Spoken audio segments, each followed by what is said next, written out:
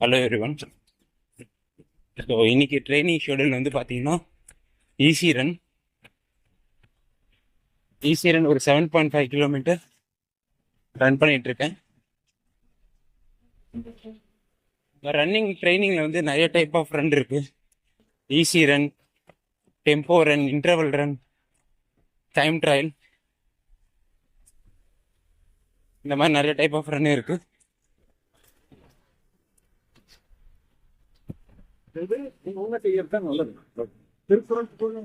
So இன்னைக்கு நம்ம பண்ணிட்டு இருக்கிறது வந்து ஈஸி ரன். ஸோ ஈஸி ரன்ன்றது ரொம்ப கம்ஃபர்டபுளாக ரன் பண்ணுறது. உங்களோட கம்ஃபர்டபுள் ஹார்ட் ரேட் ஜோனில், யூஸ்வலாக comfortable heart rate zone age wise மாறும். ஸோ என்னோட ஹைட் அண்ட் ஏஜுக்கு என்னோட comfortable zone to heart rate வந்து லைக் 140. ஸோ ரொம்ப ரிலாக்ஸாக ரன் பண்ணணும். ரொம்ப ஸ்பீடோ ரொம்ப புஷ் பண்ணி ரன் பண்ணக்கூடாது. ஸோ இந்த ஈஸி ரன் வந்து எதுக்கு ஹெல்ப் பண்ணணும்னு பார்த்தீங்கன்னா, உங்களோட எண்டூரன்ஸை பில்ட் பண்ணும்.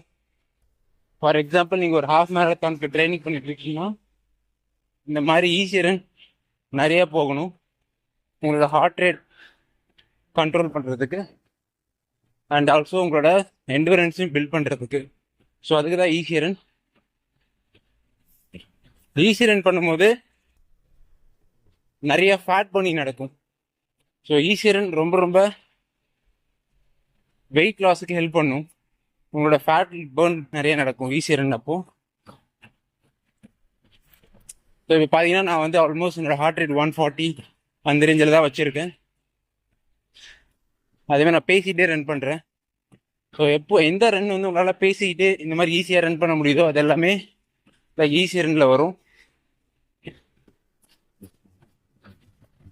இன்னைக்கு நான் ரன் பண்ணுற ரூட் வந்து பார்த்தீங்கன்னா from Gemini towards the beach, cathedral road. So climate வந்து பார்த்தீங்கன்னா மழை பெஞ்சிட்டு இருந்தது காலையில். ஸோ இன்னைக்கு பார்க்கல, ரோடில் வெட்டாக இருக்குது.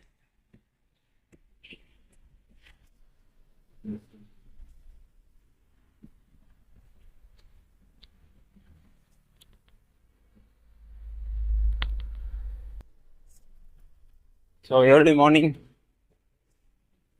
ரன் பண்ணிட்டு இருக்கோம். ஸோ ஒவ்வொரு ஈஸி ரன்னுமே நெக்ஸ்ட் வரப்போகிற ஒரு ஸ்பீட் இன்டர்வல்க்கோ இல்லை டெம்போ ரன்னுக்கோ ஈஸி ஹெல்ப் பண்ணும்.